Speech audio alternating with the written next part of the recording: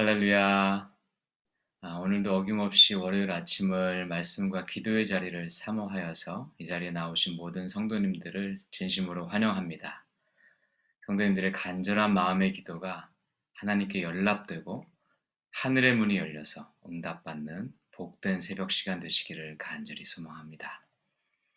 오늘 본문 말씀은 출애굽기 29장 1절에서 9절 말씀입니다. 출애굽기 29장 1절에서 9절 말씀을 제가 봉독해 드리겠습니다. 출애굽기 29장 1절 말씀입니다.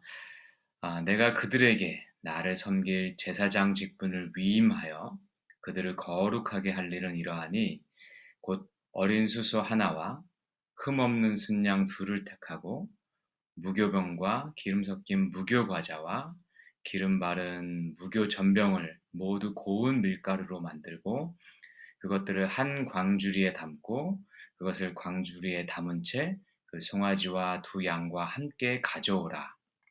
너는 아론과 그의 아들들을 회막문으로 데려다가 물로 씻기고 의복을 가져다가 아론에게 속옷과 에봇 받침 겉옷과 에봇을 입히고 흉패를 달고 에봇에 정교하게 짠 띠를 띠게 하고 그의 머리에 관을 씌우고 그 위에 거룩한 패를 더하고 관유를 가져다가 그의 머리에 부어 바르고 그의 아들들을 데려다가 그들에게 속옷을 입히고 아론과 그의 아들들에게 띠를 띠우며 관을 씌워 그들에게 제사장의 직분을 맡겨 영원한 규례가 되게 하라.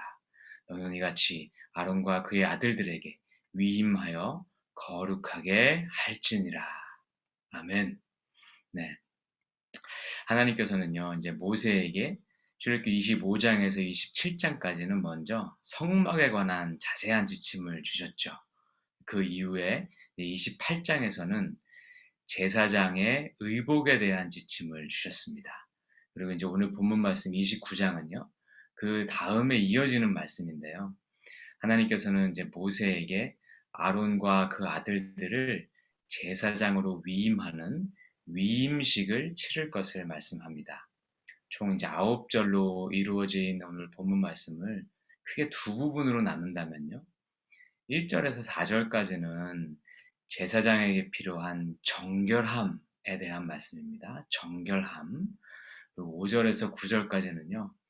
거룩함에 대한 말씀입니다. 오늘 저는 먼저 거룩함부터 함께 묵상을 좀 해보고자 합니다. 하나님께서는 이제 모세에게 아론과 그 아들들을 불러서 이제 앞서 지시하셨던 제사장의 의복을 입히도록 하셨습니다. 그리고 이제 7절에 보니까 관유를 가져다가 머리에 바르셨습니다. 그리고 나서 제사장의 직분을 맡기시고 이것을 영원한 규례가 되도록 하셨습니다. 이 모든 위임식 규정의 가장 큰 특징은요, 바로 거룩함입니다. 그들의 의복도 거룩하고 흉패도 거룩하고 머리에 쓴 관도 거룩하고 모든 것이 거룩했습니다. 이것은 거룩하신 하나님을 예배하고 섬기는 사역자인 제사장들에게 가장 필요한 덕목이었기 때문입니다. 사랑하는 성도 여러분, 거룩함이 무엇일까요? 그 거룩함의 본질이 무엇일까요? 거룩함은 구별됨입니다.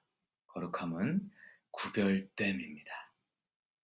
하나님은 제사장들을 거룩하게 구별하시고자 특별한 의관을 차려입히셔서 일반 백성들과 구별하셨습니다. 또한 그 머리에 기름을 부으셔서 만군의 여호와 하나님이 그들을 직접 선택하셨음을 나타내셨습니다. 구약 당시에 머리에 기름을 부어서 임명한 직책이 세 종류가 있었죠. 제사장, 선지자, 왕이었습니다. 이들은 하나님께서 직접 선택한 자들이었습니다. 그 상징으로 그 머리에 기름을 부었던 것입니다. 이렇듯 거룩함이 구별됨이라는 묵상은요, 우리가 거룩하게 살고자 마음먹는 그런 좋은 동기부여를 줍니다. 베드로전서 2장 9절에 보니까 우리는 모두 택하신 족속이요 왕 같은 제사장들이요 거룩한 나라요, 그의 소유된 백성이라고 말씀합니다. 하나님은 예수님 시대 이후에서는요, 이제 예수를 그리스도로 믿는 우리들 모두를 제사장으로 불러주셨습니다. 따라서 본문 말씀은요, 교회 사역자인 목사님에게만 해당되는 말씀이 아니라 그리스도를 주로 고백하는 우리 모두에게 해당되는 말씀입니다. 우리가 진정한 하나님의 백성으로 거룩하게 살고자 하면요, 그때부터 우리는 세상과 부딪히게 됩니다. 세상은 권력과 돈이 그 기저에 깔려 있는 데 반해서 하나님의 말씀은 사랑과 자기 희생이 그 기본이기 때문입니다. 그래서 어찌 보면 세상과 갈등이 생기는 것이 당연합니다. 만약에 어떤 분께서 나는 하나님을 제대로 믿고 있는데도 불구하고 세상과도 아무런 갈등이 없어, 이렇게 생각하시는 분이 계시다면요, 죄송한 말씀입니다만 자기 신앙을 한번 점검해 볼 필요가 있습니다. 우리가 세상 속에서 거룩하게 살려고 하면 항상 저항이 따릅니다. 요한일서 2장 15절 16절 말씀입니다. 이 세상이나 세상에 있는 것들을 사랑하지 말라.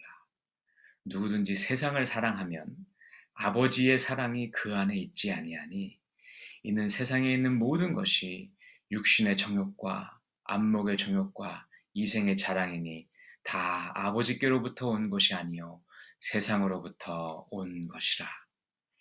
네, 이 말씀처럼 세상의 것들은 아버지께로부터 온 것이 아닙니다.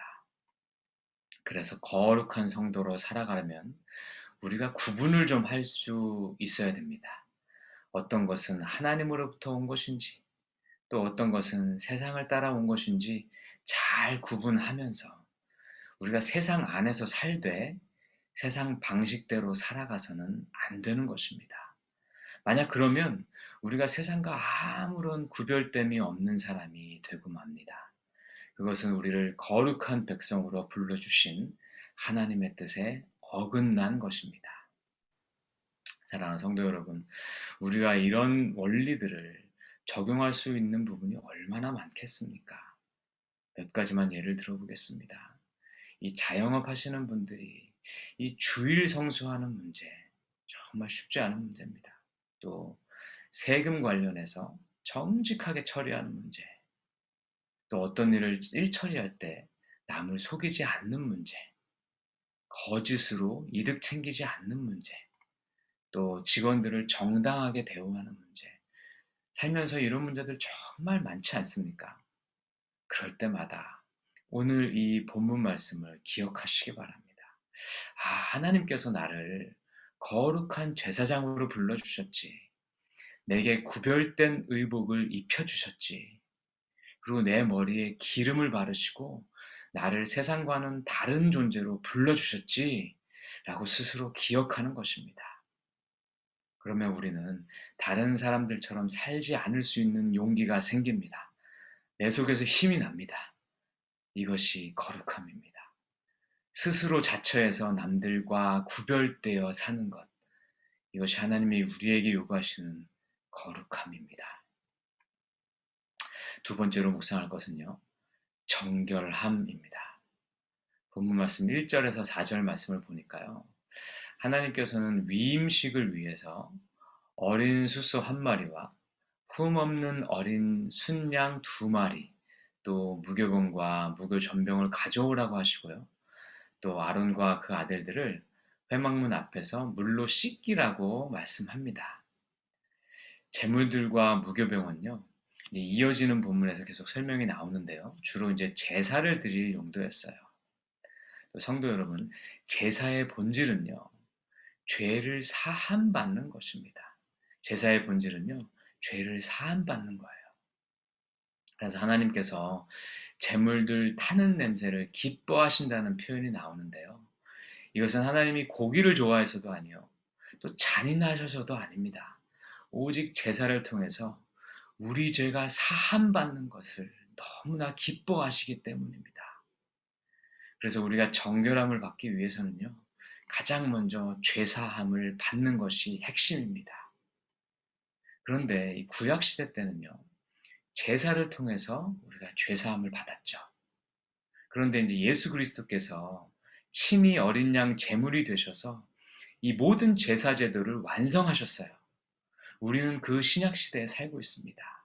그럼 이 신약 시대 때는요, 어떻게 죄 사함을 받냐면 자백과 회개를 통해서 죄 사함을 받는 것입니다. 자백과 회개를 통해서 죄 사함을 받는 거예요. 요한일서 1장 9절 말씀입니다. 만일 우리가 우리 죄를 자백하면 그는 미쁘시고 의로우사 우리 죄를 사하시며 우리를 모든 불의에서 깨끗하게 하실 것이요. 아멘. 하나님 앞에서 우리 죄를 인정하고 겸손하게 용서받기를 간구하는 것이 자백입니다.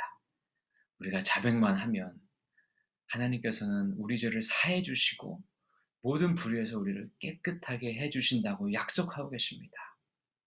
더 나아가서 회개는 가던 길을 돌이키는 겁니다.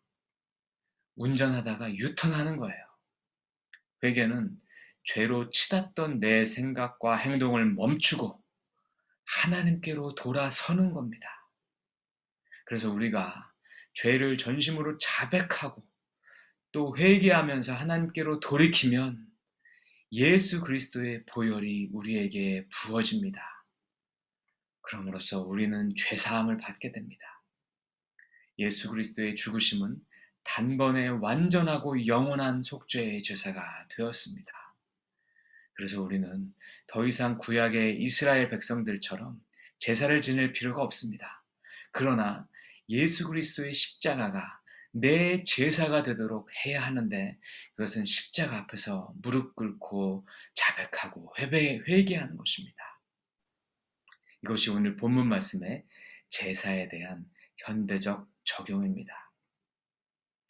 그 다음에 하나님께서는 모세에게요, 아론과 그 아들들을 회막문 앞에서 물로 씻기라고 하십니다. 성막 안에 있는 물두멍이 떠오르는 부분입니다. 물의 가장 큰 기능은요, 정결케 하는 것입니다. 우리는 지금도 몸에 뭐가 묻으면요, 물로 닦아냅니다. 그렇습니다. 이 물은 우리를 정결케 합니다. 하나님께서 사람을 정결케 할 때는요, 꼭 두 가지를 요구하셨는데요. 하나는 죄사함이요, 두 번째는 물로 씻기는 것이었습니다. 이 두 가지가 이 성막 뜰에 있었던 제단과 물두멍의 기능이기도 했어요. 이렇게 해야만 우리는 정결케 되고 그 이후에 우리는 하나님의 임재 안으로 들어갈 수 있는 것입니다.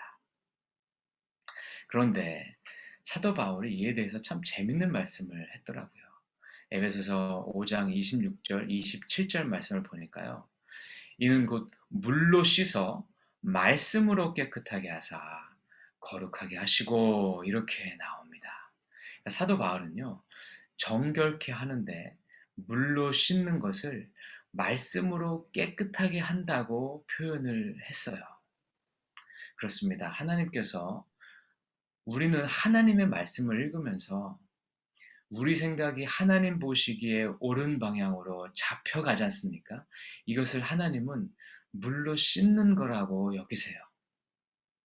성도 여러분, 우리가 성경 말씀을 읽다 보면요.